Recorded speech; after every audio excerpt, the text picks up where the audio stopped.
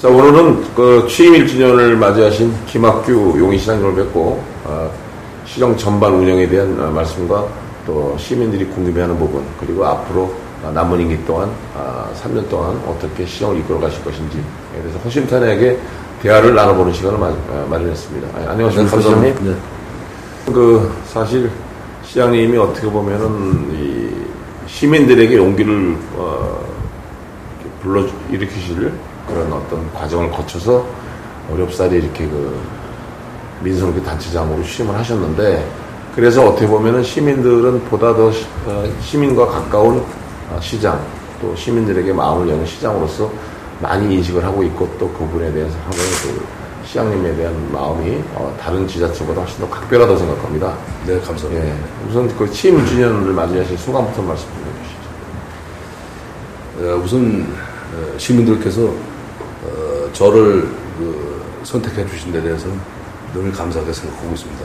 그리고 벌써 1년이 지났습니다만 그동안 저에게 부여된 중책에 의해서 앞으로 용인시를 좀 변화시켜 나가야 되겠다 하는 변화의 바람을 일으켜 나가는 생활 행정에 최선을 다한 1년이었다, 그렇게 생각이 됩니다.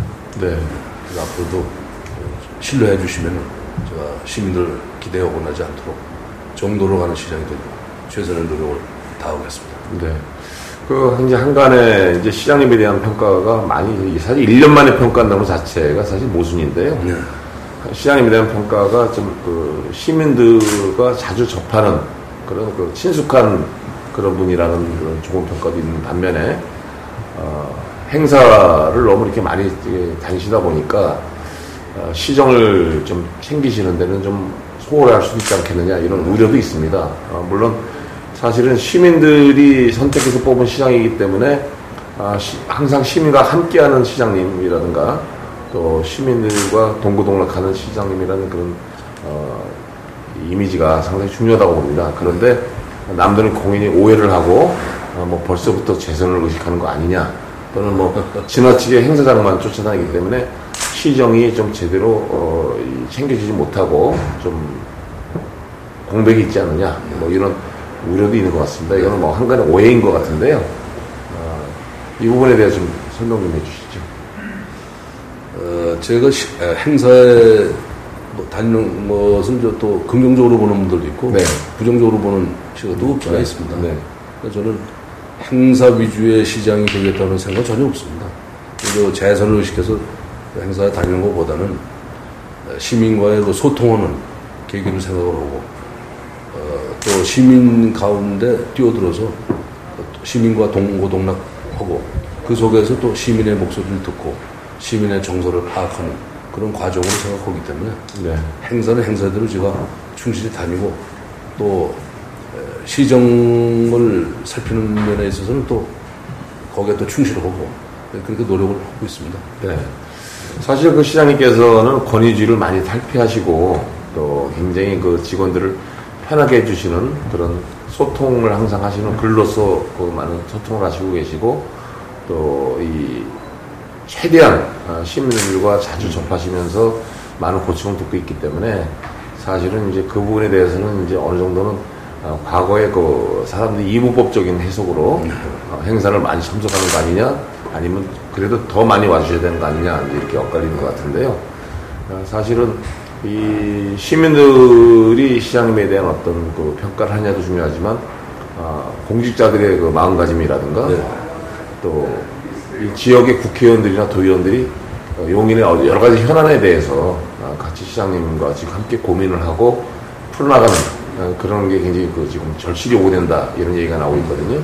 그 부분에 대해서 어떻게 생각하십니까? 저도 동감입니다.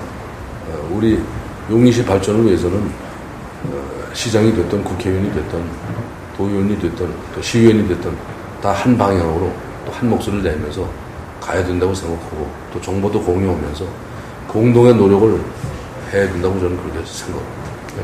특히 이제 취임 초기에 기흥의 박준선 의원하고 같이 신갈 저수지 문제 현장을 같이 쭉 점검하시고, 환경부 공무원도 점검을 하시면서 같이 해결책을 모색하시고 그런 모습은 그냥 많은 박수를 받았던 것 같은데요. 이 문제와 관련해서 사실은 이제 좀 어떻게 보면 시장님께서는 거북하신 그런 질문일 수도 있겠지만은 사실은 그 지역 국회의원과의 어떤 그런 원만한 관계를 뭐 100% 기대할 수는 없겠지만 공천권을 줬던 이 민주당 오재창 국회의원하고의 한동안의 어떤 갈등 때문에 사실은 의원이나 어떤 시장님께서 두 분 다 같이 반사적인 피해를 봤다고 생각합니다. 그래서 앞으로 특히 우재창 의원과의 어떤 그런 총선도 앞두고 있는데 뭐 한간의 어떤 뭐 갈등이 여전하다 또는 아니면 이제는 뭐 별 신경 안 쓸 정도로 이제는 좀 잠잠해지지 않았느냐 뭐 이런 추측이 많이 나오고 있는데요. 앞으로 어떻게 관계를 정립하실 생각이신지? 우선 정책적인 공조는 지금 잘 되고 있습니다. 정책적인 면에서는 네. 서로 협조가 잘 되고 있고 네. 채널은 뭐 지금 간부진과 보좌진하고 채널이 열려 있어서 항상 정책적인 공조 체제가 되어가고 있고 네. 뭐 개인 간의 뭐 친소가 문제가 아니라 네. 제가 정책적인 면에서는 무상급식도 이미 1단계 지금 실천에 옮겼고 네. 2012년도에는 무상급식도 초등학교 1학년부터 6학년까지 전면 실시가 되고 정책적인 공조에서는 뭐 조금도 이상 기류가 없습니다. 네.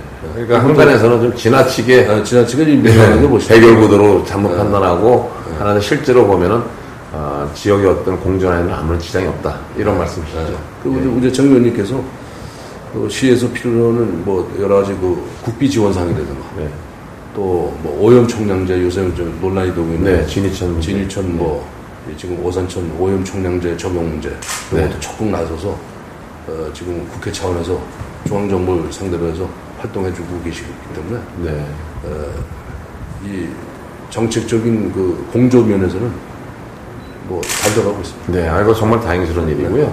또 시민들이나 언론에서도 지나치게 대립구도나 대결구도를 이렇게 몰아가서 서로 양 당사자를 어렵게 하는 측면은 정말 바람직하지는 않다고 생각합니다. 네, 지금 말씀 들어보니까 다행이고요. 그리고 지금 용인이 사실 기로에 있다고 생각하는데요. 지금 전임시장들이 좀 무리해서 벌려놓은 사업들의 후유증을 대신 치유하고 계시는 단계이기도 하고 용인시가 앞으로 향후 발전을 어느 정도까지 할 수 있느냐 기로에 서 있다고 생각합니다. 그래서 역북지구 개발이라든가 덕성산업단지 조성이라든가 외국어마을 또 영어마을 경전철 이런 중요한 사업들에 대해서 불가피하게 궤도 수정을 해야 되는 그런 시기가 됐고 또 이미 하고 계시고 또 앞으로 향후 이 문제의 어떤 난제들인데요. 어떻게 풀어나가실 것인지 좀 설명 좀 해주십시오. 네, 저는 낙관하고 있습니다. 왜 낙관을 하냐면 우선 우리 2천여 공직자가 다 유능한 분들이고 또 시민들이 성원을 보내주고 계시기 때문에 모든 우리 용인시가 안고 있는 현안 문제는 잘 해결돼 나갈 걸로 이렇게 보고 있습니다. 그리고 저 자신부터가 현안을 대하는 인식이라든가 관점이 뭐 어떤 분들은 뭐 정치적으로 김학규가 이제 전 시장들이 하던 사업을 뭐 중단시키고 백지화시키고 궤도 수정하는 게 아니냐 이런 정치적인 시각으로 바라보는 분들도 없잖아 있습니다. 그런 것은 아닙니다. 앞으로 미래지향적으로 이 문제를 용인시의 발전을 이 문제를 용인시의 발전에 도움이 되느냐 용인 시민에게 이익이 되느냐 하는 관점에서 저는 기준을 가지고 풀어가기 때문에 경전철 문제라든가 뭐 용인 체육공원 문제라든가 뭐 영화마을 문제라든가 그런 시각에서 제가 바라보고 있고 또 해결을 하는데 그 기준을 적용을 하고 있다는 말씀을 좀 드리고 싶습니다. 경전철 문제를 상당히 관심을 가지시고 많은 또 걱정도 보내시고 그러는데 경전철 문제는 지금 첫째가 이제 시민 안전성이 담보되어야 되고 두 번째가 이제 시의 재정적 손실을 최소화하는 시점에서 한쪽으로는 지금 소송을 진행시키고 한쪽으로는 이제 개통 준비를 해가면서 하여튼 법이 허용하는 범위 내에서는 최대한 빠른 시일에 개통을 하는 방향. 사실 잘못된 단추를 다 다시 풀어서 다시 새로 맞춘다는 게 참 피나는 노력이 없으면 안 되는 거고, 또 공직자들이나 시민들이 많이 충분히 그거에 대한 인식을 같이 해야 된다, 그런 생각이 드는데요. 사실 이제 시장님께서 궤도 수정을 일부 했다든가 함으로써 정치적인 판단하는 사람은 저는 많지 않다고 생각하고요. 다만 중앙정부라든가 또는 경기도 차원에서 지원이 필요한 부분을 어떻게 이끌어갈 것이냐, 이 부분이 이제 많이 관심사가 되는데요. 대외 협력적인 측면에서는 어떻게 지금 움직이고 있습니까? 우리가 중앙이나 도에서 지원을 필요로 하는 사항은 제가 지역의 국회의원님들 여야를 가리지 않고 다 찾아다니면서 부탁도 드리고 또 실제로 이렇게 활동을 해 주시고요. 또 우리 이천의 공직자들이 나름대로 또 중앙과 도의 이렇게 인맥을 통해서 채널이 열려 있기 때문에 제가 늘 간부회의에서 우리가 이 용인시 내부의 문제, 또 용인시 재정만 가지고 난제를 해결할 수는 없으니까 우리가 국도비 지원을 받는데도 총력을 기울여서 모든 자원을 다 활용하자, 이렇게 좀 강조하고 있습니다. 큰 문제는 없을 것 같습니다. 그리고 최근에 이제 물론 이 재정 자립도라는 게 국도비가 포함이 되어 있기 때문에 조금 들쑥날쑥하는 부분이 없지 않아 있습니다. 지금 용인시가 그동안에 재정 건전한 노력을 지난 1년간 지속적으로 기울여온 결과 경기도에서 재정 자립도가 용인시가 1등이다 하는 보도가 지금 64.5% 정도가 64%에서 올라갔습니다. 0.5% 올라갔나요, 시장님? 69%로 올라간 거? 60% 올라갔습니까? 그 정도가 지금 1등이다 이런 말씀인데 이제 31개 시군에서 1등으로 어제 보도가 나왔습니다. 그리고 금년도에 또 저희가 전국 재정 조기 집행 최우수 1등으로 해서 조기 집행률 최우수. 해서 6억 원에 8억인가? 11억 원. 11억의 상금을 받았습니다. 그래서 전국 우리가 1등을 했고 또 산불 방지 우수 지자체로 또 용인시가 1등을 했습니다. 그러니까 용인이 지금 어쨌든 많은 민선 오기를 맞아서 좋은 변화가 일고 있고 또 이 상태로 추진력을 갖고 있으면 정말 많은 성장 동력을 발휘만 한다면 정말 1등 도시가 될 수 있다, 이제 이런 기대치가 오고 있는데요. 그렇게 하기 위해서는 또 사실 이 각 구성원들의 마음가짐 내지는 사기가 굉장히 중요하지 않겠습니까? 시장님이 되시거나 공약으로도 내고셨던 부분이고 취임하시고 난 이후에 많이 실행하셨던 부분이 결국은 투명한 인사, 이제 그 부분인데요. 인사 부분에 대해서는 아직도 어느 조직이든 간에 100점짜리는 없으니까 인사가 있으면 항상 뒷말이 조금씩은 있게 마련인데 그 인사 부분에 대해서는 스스로 어떻게 잡혀가고 계시는지. 인사 부문에 있어서도 과거에 이 용인시 인사가 과거에 인사 관련 사건도 있었지 않습니까? 너무 왜곡된 그런 구조가 있었던 건 사실입니다. 그걸 바로 잡는데 첫 숟갈에 배부를 수 없는 말처럼 제가 취임 초에 단번에 그걸 고칠 수는 없는 것이고, 제가 그동안 해온 인사 정책에 대해서는 90점은 제가 스스로 90점은 받아야 되겠다, 그 생각을 합니다. 근무평정표 같은 경우도 올바로 잡는데 3년 정도는 걸릴 거다, 그런 얘기 있었거든요. 전임 시장 때 그 인사 담당 공무원이 자살까지 하고 전임 시장이 법정에 쓰는 일도 있고 그랬었는데요.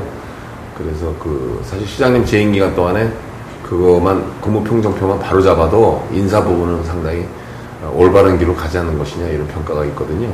근무평정표 잡는 작업은 지금 많이 진행이 됐습니까? 진행을 지금 계속 하고 있습니다. 왜곡된 그런 인사평정 구조 이런 것을 바로 잡는데 지금도 노력을 하고 있고, 국장님 말씀대로 1년 가지고는 될 수가 없는 거고, 계속 이 근무 평정을 해나가면서 3년 이상의 시간을 가져야 되겠다, 그렇게 생각해서 지금 계속 그 작업을 하고 있고, 인사는 제가 취임 초에 밝힌 것처럼 능력과 또 연공 서열을 조화시켜 나가면서 그렇게 해나갔습니다. 전반적으로 볼 때는 지금 공무원들의 어떤 의식도 많이 이제 올라가고 있는 것 같기는 한데요. 외관상으로는 이제 그런 부분도 있고, 조금 이제 아쉬운 부분은 이제 지역의 민원, 생활민원들, 이런 부분에서 구청 단위의 민원, 생활민원이 좀 바로바로 처리가 되지 못하고, 본청의 어떤 그런 그 행정 수준을 못 따라간다, 이런 지적도 있거든요. 그래서 뭐 얼마 전에도 뭐 처행구청에 대한 그런 그 이제 시작으로 해서 그 대규모 감사도 시작하고 하셨던 걸 알고 있는데, 그러니까 최일선 뭐 동사무소나 구청의 어떤 민원 처리, 민원 서비스를 질을 높이는 부분은 어떻게 지금 추진하고 계십니까? 네, 지금 지적하신 대로 시민들이 아직도 민원사항에 대해서 신속하게 또 처리가 잘 안 된다는 지적이 있으셔서 생활민원 기동 처리반을 우리가 지금 만들어서 찾아가는 민원 서비스를 하도록 그렇게 좀 준비를 하고 있습니다. 네. 지금 이제. 요번에 직제 승인 받은 게 그거 포함되어 있어요. 예, 직제 개편이요. 예, 그래서 이제 얘기를 좀 정리할 때가 됐는데요. 사실 이제 시장님 앞으로 이제 3년이라는 임기가 남으셨지 않습니까? 그러면, 의회의 어떤 관계 정립, 시의회의 관계 정립이라든가, 또는 시민들의 또 협조할 사항이라든가 이런 것들이 있을 것 같은데, 의회 쪽이나 또 시민들한테 또 공직자들께 당부하실 말씀은 좀 있으시면 네. 좀 해주시죠. 네. 시의회는 시민들의 그 대의 기구니까 시정의 동반자로서 시의회에서 아직도 집행부가 그 관존민비 사상의 잔재가 있고 관료의식이 있고 좀 더 시민에게 좀 더 겸손한 그런 공직자가 돼야 된다는 주문들이 많이 있습니다. 그래서 시의회에 대해서는 저희가 집행부가 늘 겸허한 자세로 중요한 문제를 사전에 시의회와 조율을 통해서 항상 동반자로서 함께 가도록 또 집행부가 공직자가 겸허한 자세로 시민들의 대의 기구를 존중하고 또 그분들을 뜻을 받들면서 가는 방향으로 그렇게 노력을 할 생각입니다. 그리고 시민 여러분께서는 제가 아직 1년밖에 안 됐으니까 성적표를 내놓을 수 있는 단계는 아니고요. 네. 지켜봐 주시면은 시민들 기대에 어긋나지 않도록 제가 사심 없이 재선에 연연하지 않고 그렇게 모든 현안 문제는 시민에게 이익이 되고 네. 용인시 발전에 이익이 되는 방향으로 해나가겠다 하는 말씀을 드리겠습니다. 그래서 궁극적으로는 함께하는 행복한 용인 건설에 우리 시민 여러분께서 다 함께 참여해 주시고 저는 시민을 섬기는 자세로 겸허한 자세로 열심히 일을 하겠습니다. 지금 뭐 국제법원에 지금 아직도 이제 소송이 진행 중이기도 한데 지금 그 BTL이나 BTO나 RTO나 이동 비롯해서 9개 사업이 지금 민간 투자 사업으로 유치가 되어 있는 상태 아닙니까? 사실 그 부분이 어떻게 보면 용인시 재정난을 덜기 위해서 또 사업비 부분, 투자 부분을 민간 자본 유치해서 좀 더 쉽게 가려고 했던 부분이 기반시설을 오히려 지금 약이 아니라 독이 된 상태 그런 결과가 빚어졌거든요. 부담된 측면이 있습니다. 예, 그 불공정 협약이라든가 여러 식으로 앞으로 그 민간 투자 사업에 대해서는 어떻게 좀 하실 것인지 뭐 이렇게 요인이 발생했을 경우에 저희가 신중히 검토해서 신중히 하지 않으면은 오히려 그것이 재정적인 부담을 가져올 수가 있기 때문에 앞으로 가급적 민자 유치는 억제를 해야 되지 않느냐. 네. 그렇게 생각합니다. 10억 이상 가는 그 사업비에 대해서는 투융자 심사위원회를 통해서 심사를 받아가지고 신중히 하기 때문에 별 문제는 없고요. 그러니까 바쁘신 가운데 이렇게 시간 내주셔서 감사하고요. 우리 시장님께서 우리 시민들에게 좀 화이팅 한번 외쳐주신 측면에 구호 한번 외쳐주시죠. 시민 여러분 행복한 용인 만들겠습니다.